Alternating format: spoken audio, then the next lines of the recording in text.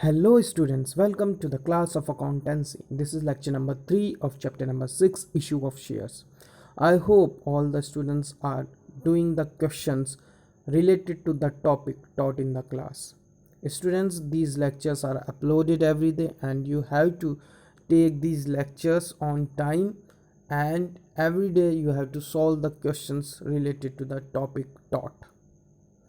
Only few students are asking doubt, and very few out of them wants the solution of each and every questions which I used to give in the class, but it will be quite difficult right now because of some technical issues, and moreover I don't have textbook with me.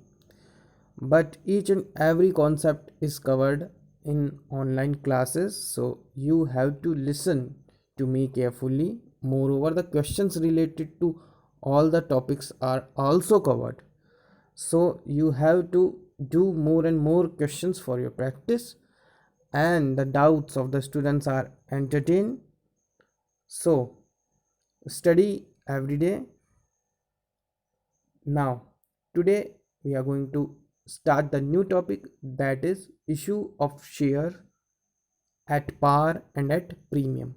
See students, every shares have its face value, the value at which shares are issued. If the face value is rupees 10 and shares are issued at rupees 10, it is termed as share issued at par. But when the share of rupees 10 is issued at above the face value, it is termed as at premium. When shares are issued at the value more than the face value, it is termed as share issued at premium. We are going to discuss this topic in detail with the help of question.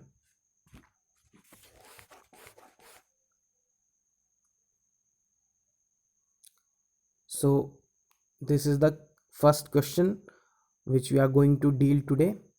Question number 9. Tagore Limited purchase a running business, means a business which is in existence already, from Tulsi Brothers for a sum of rupees 48 lakh. So this 48 lakh rupees is the cost paid by the Tagore Limited to Tulsi Brothers, and the value of each share is rupees 20 at a premium of 20%. That means the value of share is 24. How? See, 20 rupees is the value of share, and 20% of rupees 20 is equals to 4. So the value of each share will be 20 plus 4, that is rupees 24. Is this point clear? This is what I was teaching you, that shares issued at par and shares issued at premium. When the shares are issued at the value which is more than the face value of the share, that is termed as shares issued at premium. So this 4 rupees is premium. I hope this point is clear to you. So the value of each share is rupees 24. Okay, now what they have purchased? They purchase assets and liabilities. So when assets are purchased, this will be debited and liabilities will be credited. You have to pass the journal entries in the books of Tagore Limited. So remember, the face value of the share is 24 rupees. Okay, see the solution. Plant and machinery will be debited. It is taken over from the Tulsi Brothers by Tagore Limited. This stock is being taken, so this is the value 25 lakh given in the question. Stock value is 15 lakh. Then sundry debtors 8 lakh 60,000. Now creditors are being taken and the payment to be made to Tulsi Brothers is 48 lakh. Now total this is 51 lakh. Okay, and when you will total these three things, it will be 48 lakh 60,000. These three things 48 lakh 60,000. So the remaining 2 lakh 40,000 is the goodwill. This is the balancing figure. This is what? This is balancing figure. If the debit side would have been more than the credit side, if the debit side would have been more than the credit side, in that case there will be capital reserve on the credit side. Is this clear? In this question, credit side was more than the debit side, so the balance is taken as goodwill in the debit side. If the debit side is more than the credit side, in such a case the balancing figure will be shown in the credit side by the word to capital reserve. I hope my explanation is clear to you. Now we are making the payment to Tulsi Brothers, so the entry will be Tulsi Brothers account debit 48 lakh to share capital account and to securities premium or to securities premium reserve 8 lakh. See now how this value came, this is the question. So I'll show you the calculation. See at the last point, number of shares to be issued. This is calculation of number of shares to be issued. So 48 lakh rupees is the amount to be paid to Tulsi Brothers and the value of each share is 24. And how this 24 came? You know how this 24 came? This came 20 rupees plus 20% of rupees 20, that is 4. So 20 plus 4 is equals to 24. Is this point clear? So when we will divide the entire value to be paid by 24, this 2 lakh will be the, see at the rightmost side. Is this clear? This 2 lakh shares, this 2 lakh shares. Okay, now 2 lakh into 20, 40 lakh, and 2 lakh into 4, this is 8 lakh. So in this way the value is calculated. You can take the screenshot. So this is our solution. We'll solve one more question, but before telling you about that question, I want to tell you about one more topic, that is calls in arrear. See, in the last class I have told you that there's application, then there's allotment, then call money, first call, second call, they are termed as subsequent calls, and companies are asking money from the applicants and applicants are paying. When company is asking the money from the applicants and applicant fails to pay the money on time, that is termed as calls in arrear. Is this point clear to you?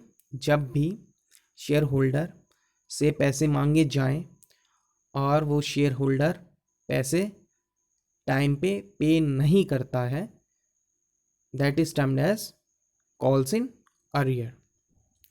Same way, when the applicant pays the money before time, before time, in such a case, the word is calls in advance. जब भी applicant समय से पहले call के पैसे दे देता है, that is termed as calls in advance. I hope both the points are clear to you. Calls in arrear and calls in advance. So, according to table F, this rate of interest on calls in arrear, that is 10%. That means interest at a rate of 10% is payable by the applicant to the company as interest on calls in arrear. At the same time, companies pay interest at a rate of 12% in case of interest on calls in advance. Okay, now we will study about these concept with the help of question. So we will move on to the question related to this topic. You can see on your mobile screen. A limited company was registered with a capital of rupees 5 lakh. See here, it is rupees 5 lakh. That means how many shares? 50,000 shares of rupees 10 each. Is this clear? 50,000 shares of rupees 10 each. So this is authorized capital, as it is mentioned here, register. So this is authorized capital. Now issued capital is 20,000 and these shares are issued at a premium of rupees 2 each. That means 10 plus 2, payable as 3 rupees on application, 4 rupees including premium on allotment. So it will be 2 plus 2 and 2 rupees on first call, which is made after 3 months. So they have not mentioned about the second call. They have not asked the amount of second call. See students, in the previous class I have told you about the authorized capital and issued capital, isn't it? And I have also taught you called up capital and paid up capital. So what is called up capital here? Can you tell? The called up capital is 3 plus 2 plus 2. That means rupees 7 and rupees 3 is still not called. Is this point clear to you? This is exclusive of premium money because the face value is rupees 10 and 2 rupees is premium. So this 10 rupees has been called in this way: 3, 2 and 2, and 3 rupees is still not called. Is this point clear? So it is not fully called up capital. That means company has called only up to rupees 7. Now all the money payable on application and allotment were duly received, but when the first call was made, one shareholder paid the entire balance. That means 300 share has paid the entire balance. That is calls in advance. Then and another shareholder holding 1000 shares failed to pay the first call money. That means this person has failed to call. So this is termed as calls in arrear. जिसने advance में पैसे दे दिए यानी पहले पैसे दे दिए, 300 shares has paid in advance, so that is termed as calls in advance. And a shareholder holding 1000 shares failed to pay the first call money. That means this is termed as calls in arrear. I hope the question is clear to you. Now we will move on to the solution.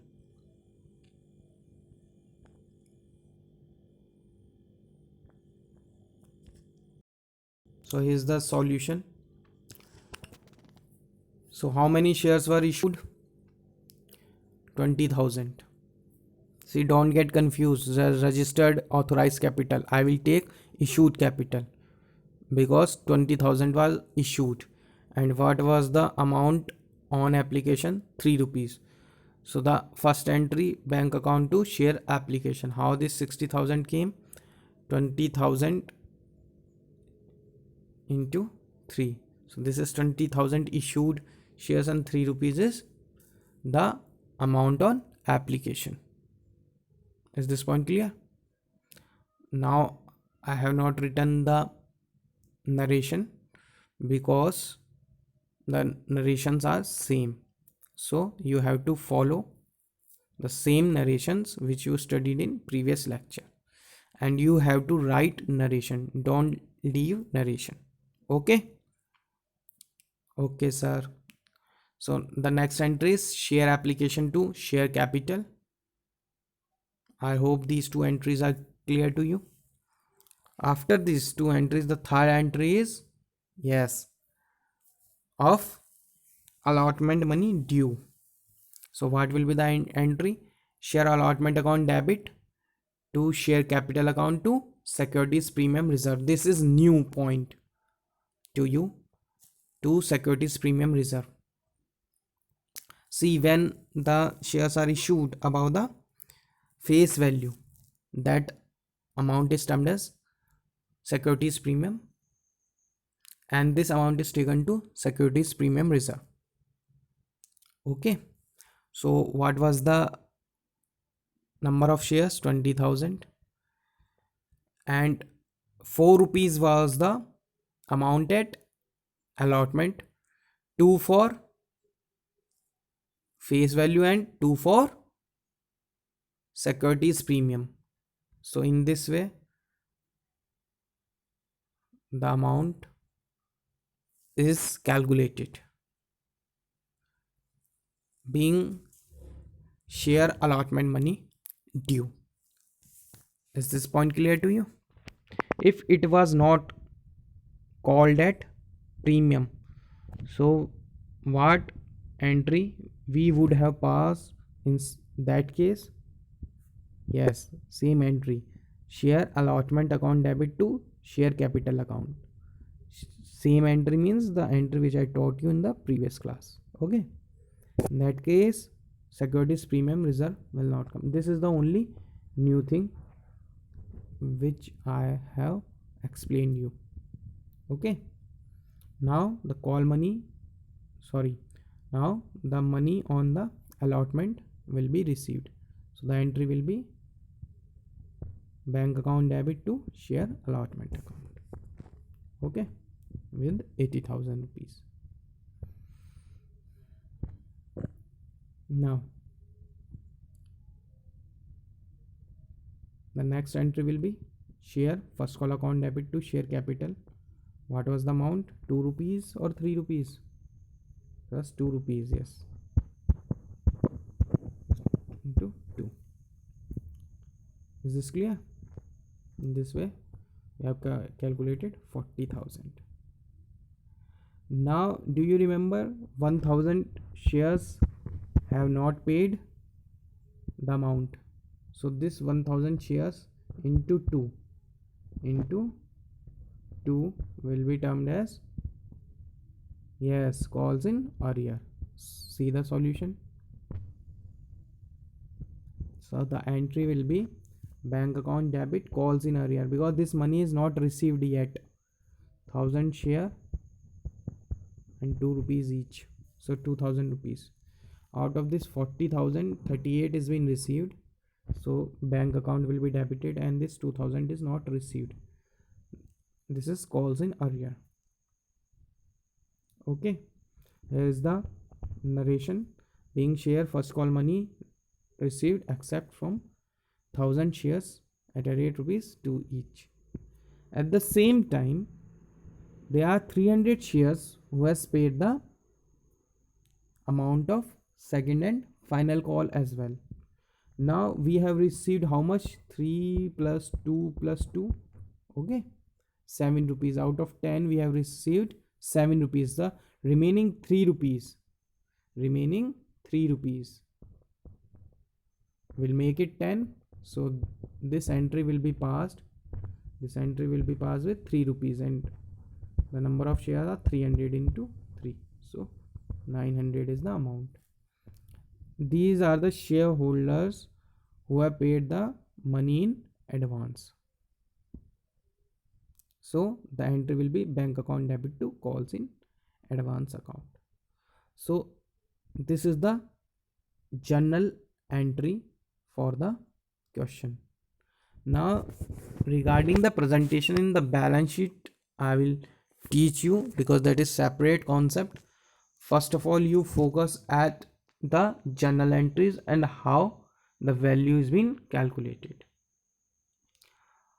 I hope you understood each and everything which I wanted to teach. Still, if you are having any doubt, any problem, then you can ask, you can WhatsApp me your queries and they will be entertained. Now you have to solve the questions related to these topics. Okay, or you can also solve the numericals without seeing the solution. I hope you find this lecture useful and you will study in the same spirit as you did in the face-to-face classes. Take care, take care of your family, stay at home. Bye bye.